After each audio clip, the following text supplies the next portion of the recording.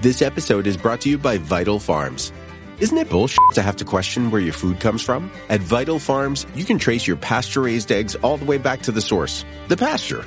On the side of each pasture-raised carton of eggs, you'll find the name of the farm where your eggs were laid. And when you look the farm up on their website, you'll get a peek at all the sunshine, fresh air, and open space the hens enjoy.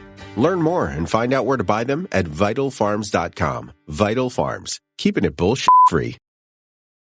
This episode is brought to you by Kia's first 3-row all-electric SUV, the Kia EV9, with available all-wheel drive and seating for up to 7 adults, with a 0 to 60 speed that thrills you 1 minute and available reclining lounge seats that unwind you the next. Visit kia.com/EV9 to learn more. Ask your Kia dealer for availability. No system, no matter how advanced, can compensate for all driver error and or driving conditions. Always drive safely. This episode is brought to you by Shopify.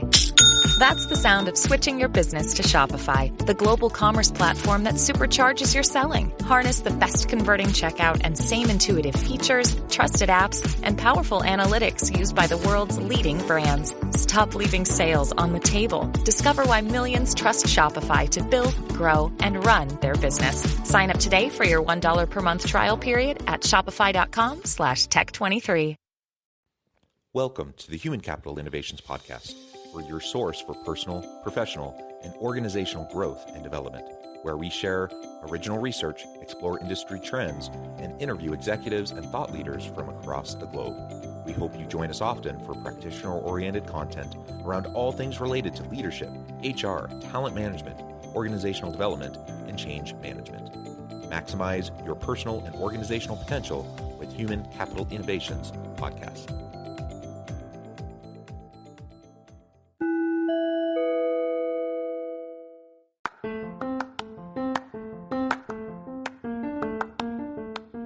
You enjoy the Human Capital Innovations Podcast? Enjoy ad-free listening by going to the Patreon page, and please consider contributing even at the producer or sponsorship level. And please leave a review.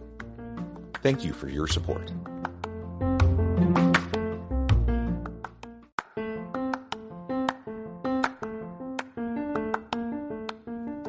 Welcome to the Human Capital Innovations Podcast. In this HCI podcast episode, I talk with Nellie Wartoft about utilizing social learning in your enterprise learning and development strategy.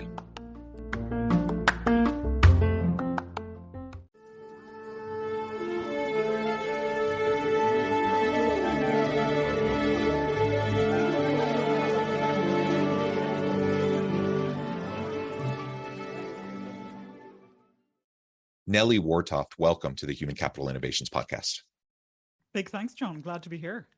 It is a pleasure to be with you. Thank you so much for joining me. You are joining me from Singapore. It is 12 midnight for you. It's morning for me, 10 a.m. in south of Salt Lake City in Utah.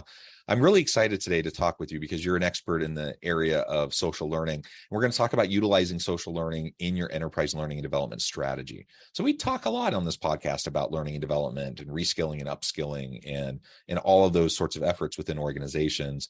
I'm not sure we've ever focused specifically on that component of social learning and how it can and should be integrated specifically into L&D efforts within an organization. So I think this will be a really great conversation.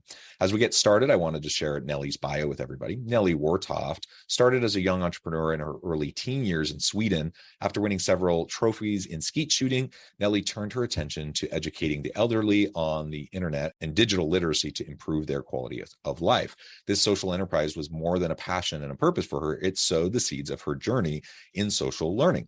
At the age of 18, Nellie booked a single ticket to Singapore to build her career in business in what she refers to as the most buzzing and happening part of the world. And I've heard the same thing about Singapore. That's wonderful. In her first foray into the corporate world, Nellie rose through the ranks and was the youngest executive in the company to be appointed practice lead and become a top biller at the age of 23. She's placed over 150 executives into sales and marketing roles in Fortune 500 companies, within the financial, legal, and consulting, technology, and media sectors.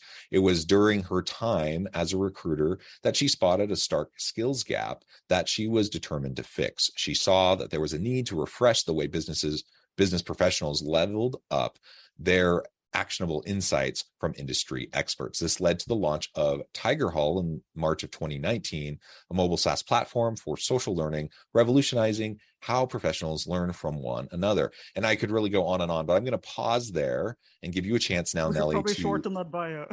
No, it's great. And I'll pause there though and give you a chance now to highlight anything or reiterate anything that you feel is of particular importance for me and my listeners, just by way of context as we get started.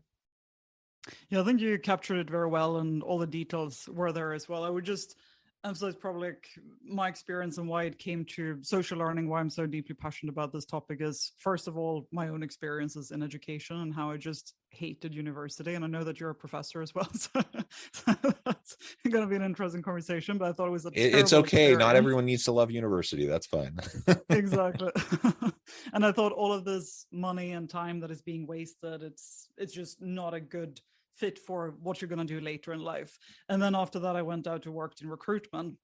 And I thought initially, like, I'm probably the only one that had a crap university education and didn't really learn any real skills. And then when I worked with all of these candidates, I noticed that, hang on, it's actually just not me. All of these 4.0 GPA students, they are still studying the 4 P's of marketing and Porter's 5 forces and Hofstede's model and all of these things that they come out and work, and employers are like, I can't use you for that. I'm not going to hire you. So that gap was very much what led me to start getting really deep into this topic that we're going to chat about today as well. So that's where it originally came from too. Yeah, that's fantastic. And just in defense of higher ed, again, this is not a competition, and not everyone needs to love their university experience or even go to university. I'm a big believer in that. And there's a whole variety of paths towards learning in skill development and certificates and micro badging. And like, there's all sorts of things beyond just the traditional university experience that are certainly relevant. You're right, though. All universities aren't created alike in terms of how the curriculum is structured and how they try to help prepare their students for the real world. And one of the things I really pride myself on at my university, and that we give a ton of attention, it's like the primary attention that we give to the development of our curriculum, is to be deeply embedded within industry, to constantly be getting industry feedback on what our curriculum is and what we're teaching to our students, and that all of our students are getting lots of opportunity for skill development, where they're doing applied learning projects, experiential learning, working on consulting projects with real companies as they're going through our courses, all that kind of stuff. So by the time they leave, the whole idea is that our students are shovel ready, like they're ready to hit the ground running, not just with theoretical knowledge, but with practical, applied, actionable knowledge and skills and capabilities to help organizations succeed from the get-go. And we're not the only university like that. There are lots that try to prepare students in similar ways, but that's something I'm very proud about at our university. And to your point about your less than wonderful experience, I think there's lots of universities that are being a little bit too slow to catch up to kind of this new world that we're in terms of learning and development needs. Yeah. And my counter to that would be, what about if you work those years instead, actually make a salary, you don't end up in debt for life? Would that be a better way of learning those practical skills? So, but that's right. And that gets into the discussion around affordability and the rising costs of higher ed. Man, there's a lot of stuff we can unpack there. All great points. Well, good. Let's unpack this then and talk more about really what is social learning. How do you describe that? And then we can get into your learning platform. How LMS has been trying to do that in recent years, and what your platform looks like.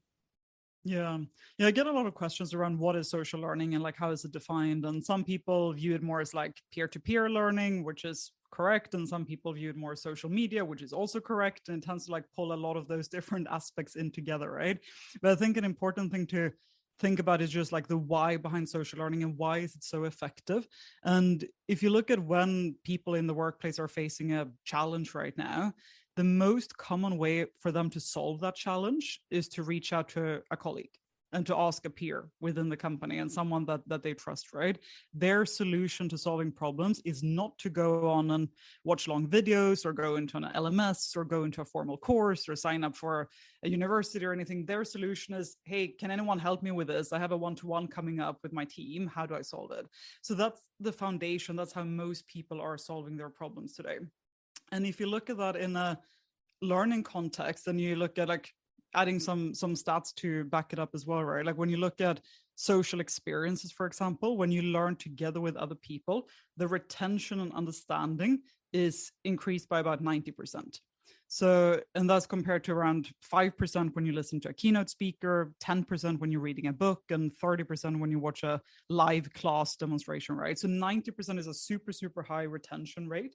And that comes from this, that you're not only learning on your own, but you're learning from others. You can reflect together, you can discuss together, and you can think about things from different perspectives as well. So what social learning really is, it's, in summary, it's three things. It's learning from other humans. So, and when I say humans, I mean real world people are working in the real world. It's not instructors, professors, trainers, keynote speakers. It's people are out there in the real world doing these things live. You're learning from human beings. So both people that are outside of your company, outside of your industry, just like the best in the field, but also people that are next to you within your own company, within your own team and so on. And the second thing is that you're learning this together with others. So you're not on your own absorbing knowledge. And most of the online courses, if you look at MOCs, for example, like they force you to watch 27 hours of video content on your own in front of your laptop at home. And I'm like, the only time people would do that is if it's Game of Thrones or Squid Games or something. They're not going to sit and watch 27 hours of a leadership development course, right? So making it together with others, having those social interactions, like the world is social. Look at where people are spending their time. They're spending it on Instagram and TikTok and all of these platforms, right? And there's a reason behind that.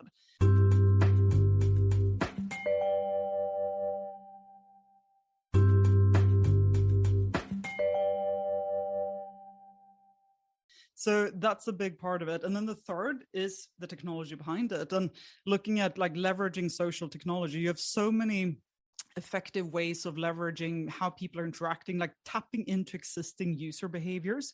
Because looking at what people are doing when they're scrolling feeds, they're chatting, they're listening to podcasts, they're watching stories, like this is how people are spending their time every day. So why don't we tap into that instead of asking them to watch this 27-hour video course and forcing them into user behaviors that they don't have?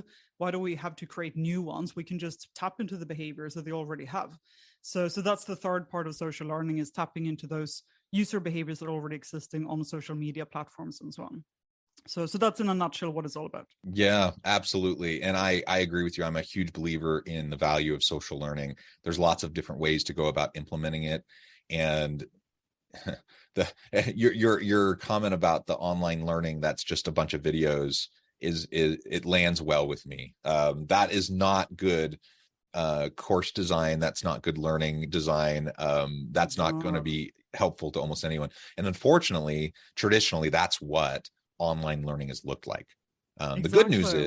The good news is there's lots of technologies that can be utilized if we can get creative and push ourselves out of our comfort zone a little bit. And I'm talking from the university side, but also the corporate side, because corporations are just as guilty of this in terms of their training and development programs and what they put out.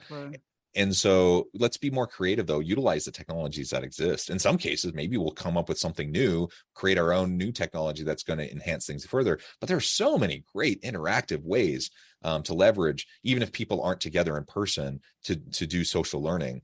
And then when you're together in person, there's tons of ways to go about doing it. And we just need to make sure that we're keeping that at the forefront. When I think about adult learning theory, for example,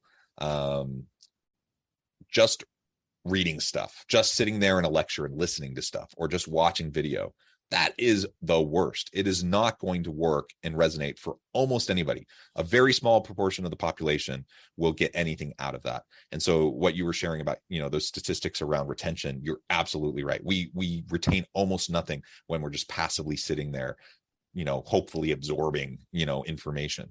So we need to be doing, we need to be applying, we need to be having conversations, we need to be self-reflecting, we need to be going through all that kind of stuff in a continual way. And if we're not, then it's just going to be a lackluster experience for everyone involved. And it's training is expensive. And you talk about like creating a 27-hour video course. If you have high quality video, that's expensive. Yeah. Why invest so much money into a crap course that's not going to do anything? Exactly. And I think where the biggest mistake where I see most organizations have gone wrong is that they've somehow equaled quantity of content to quality of learning. And I'm like, that is just a complete mismatch. Like, you can't say that we have 50,000 videos, so we have a great learning experience. That's like, it's almost the opposite. The more quantity you have, the worse it is, right? And just like throwing a platform at people where it's like, go into this platform, you have access to 50,000 videos, you go and watch what you want, learn what you want. Like, why would anyone go in there? Nobody goes in there. And that is the challenge that most organizations are having, right? They roll out these LMSs and LXPs and nobody's using them. And it just sits there like a pink elephant and nobody's touching it because it's not tapping into what they want. It's not personalized to them. It's not tapping into their user behaviors. And that's not successful at all. So I don't know where this quantity of content equals quality of learning came from, but that was a massively wrong track that I think the corporate world went on. Yeah, you're absolutely right. We need to disrupt that way of thinking. Absolutely. So tell us more specifically now about your platform and how you're helping organizations to utilize social learning in their learning and development strategy. So the way that we do it is that we look a lot at business impact and what is the business goals. And that's another big mistake I think that has been made in enterprise learning for a long period of time, is that it's treated as an isolated part of the company. And this is both on the business leaders and on the L&D leaders. So it's not that only one side is to blame, but it's been very much that, okay, learning, like tick box exercise, roll out this platform, tons of videos, here we go, we've done it. And then people are happy, and then it doesn't drive anything. And then you ask people, what is the ROI on this? Why are you doing it? What is the purpose? And they have no clue, right? So what we do is that we design from business challenges and what are the problems that you have in the business. So these could be things like, we're struggling with a mindset shift for our digital transformation. We're struggling with a merger and acquisition, the integration, the culture aspects of it. We're struggling to get meetings with CIOs for our sales team. And if you're a tech company, for example, we're struggling with transitioning to insurtech. And a lot of it is around commercial growth, digital transformation, leadership challenges like first-time managers. We're seeing high attrition because we don't have good first-time managers. So it's those kind of business problems that we then design for. And how we do that is that we develop content together with what we call thinkfluencers, which we have about 1,000 of around the world in the US, Europe, and Asia. So very, very diverse set of thinkfluencers. And all of these thinkfluencers are C-suite, senior leaders, or subject matter experts in some of the world's best companies. So we have people like the president of Adobe, the CTO of Microsoft, the CMO of EY, machine learning scientists, and a lot of different people that are on the platform sharing their knowledge. So what we do, if you say, take the first-time manager use case, then we look at the audience that you have in the company, we do the audience segmentation, and then we personalize curated journeys for those audiences, for those business problems, where you get to learn from the best in the industry, the best from different companies, and the best people out there. You do it together with your colleagues, together with your team. So it's all of these social functionalities with feeds and chats and discussion forums, and it's very, very social. And the formats that it's delivered in is very much like an Instagram, TikTok, Spotify experience. So everything is very bite-sized. It's 10 to 15 minute podcasts. It's 5-6 minutes power reads. It's 2 to 3 minute videos. So very TikTok style, and it fits into people's lives. So we have users average about 64 minutes a week on the platform because they fit it into what we call their micro moments. So when they're picking up their kids from school, when they're walking their dog, when they're cooking in the evening, even when they're showering in the morning is like the second most common use case, when they pick it up and learn on the go. So we help them fit it into their lives, make it personalized to their problem statements and what they're facing, and then tie that all back to business impact. So that's how we solve a lot of business challenges for our customers. And then we do audience segmentation, look at different use cases, and they can roll it out across the entire company in that way. But it's a lot more focused, personalized, and targeted than just a blank one size fits none LMS solution.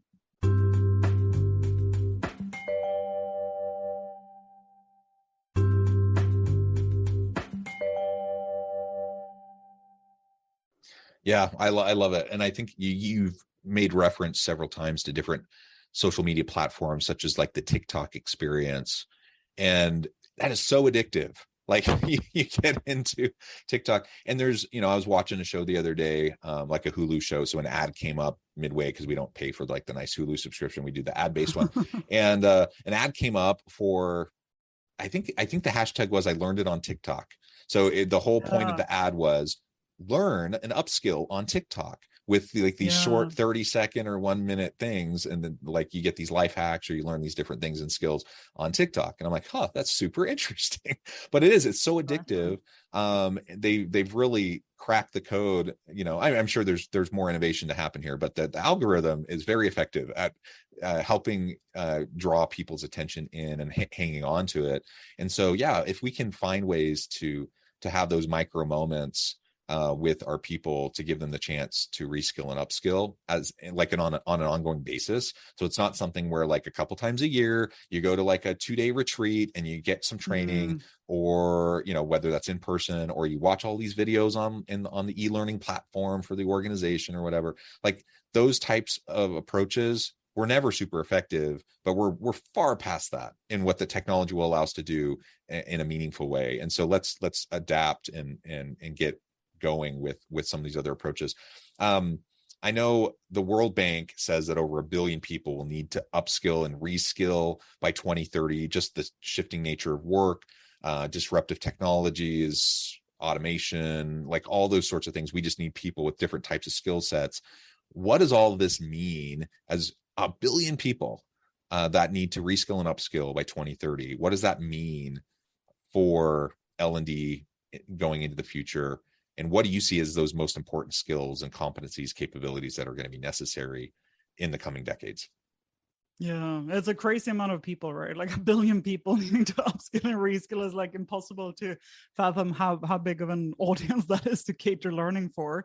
And I think it's interesting because it's very much going in two directions, right? So if you look at the skills and the knowledge and talent that is in demand, it's very much going away from what people used to like study and what people used to do, and you see it going in two directions.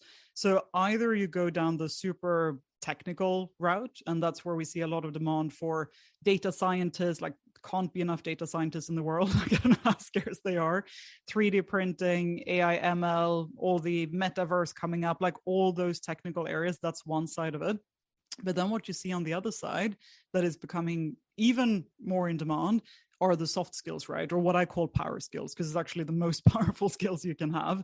And I just read an article in Harvard Business Review earlier today that was about the C-suite and the most critical skills in the C-suite. And they had looked at job descriptions in the past 20 years and seen that it was 30% up for skills like social skills, communication, empathy, all of those, and like 30% down for industry expertise, managing financial and material resources, and all of those traditional CEO skills. So you see it all the way up to the C-suite, and it's skills coming up like growth mindset, change management, a lot of communication skills, communication, collaboration, teamwork, things like agility, learning agility, all of these areas come up. Creativity is a big one too.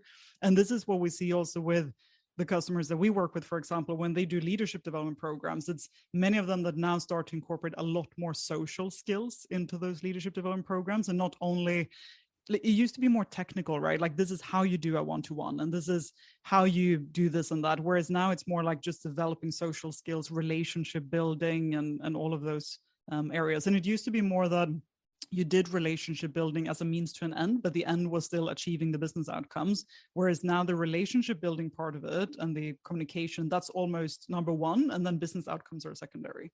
So I think that's been a very interesting change. And it is this very clear divide, like it's super technical skills and super soft skills. And there's almost nothing in between that will be left because all of that will be pretty much automated. Yeah. And automation is not new. It's been happening in the entire history of the world. We always come up with new creative ways to make things easier. People talk about how we're in the fourth wave of the industrial revolution right now with the disruptive technologies and the advanced robotics, AI, deep machine learning and such. Automation. So we get, sometimes people are scared of it and resistant towards it, but it's just part of the deal. Like that's how we progressed as humans and as societies and as organizations for forever. And so, we can resist it, or we can figure out how we're going to adapt and adopt these technologies.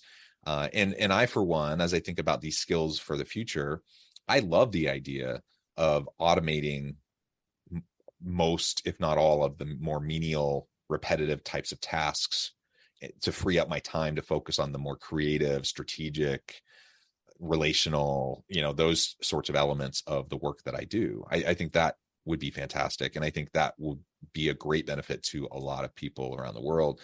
And so like you said, the dichotomy between the technical skills and the power skills, both are super important, and we just need to help people develop those. And I see all the time as I work with leaders and organizations, most don't have the level of capability and competencies around those power skills that are necessary for them to lead the organizations of the future.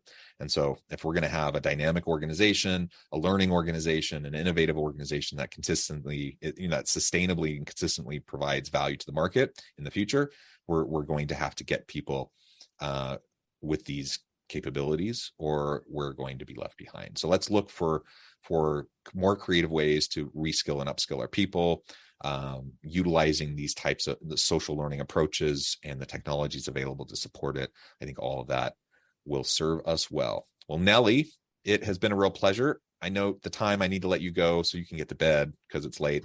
But before we wrap up for today, I just wanted to give you a chance to share with listeners how they can connect with you and find out more about your work. And then we'll wrap up for today. Sounds good. So feel free to connect with me on nellie@tigerhall.com. I'm very open with my email address, and anyone can email me. And then, of course, on LinkedIn, I'm very active on LinkedIn and share many of my thoughts and so on there. So feel free to connect with me on LinkedIn or nellie@tigerhall.com. Wonderful. Thank you so much, Nellie. It's been a pleasure. I encourage listeners to reach out, get connected, find out more about what Nellie and her team can do for you. Check out her approaches to social learning. And as always, I hope everyone can stay healthy and safe, that you can find meaning and purpose at work each and every day. And I hope you'll have a great week. Do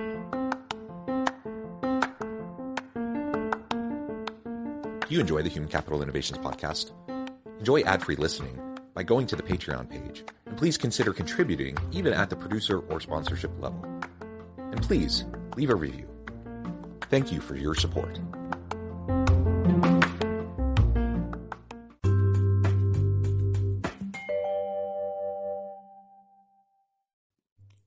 Thanks again for joining us for this episode of the Human Capital Innovations podcast. I hope you stay healthy and safe and that you have a great week.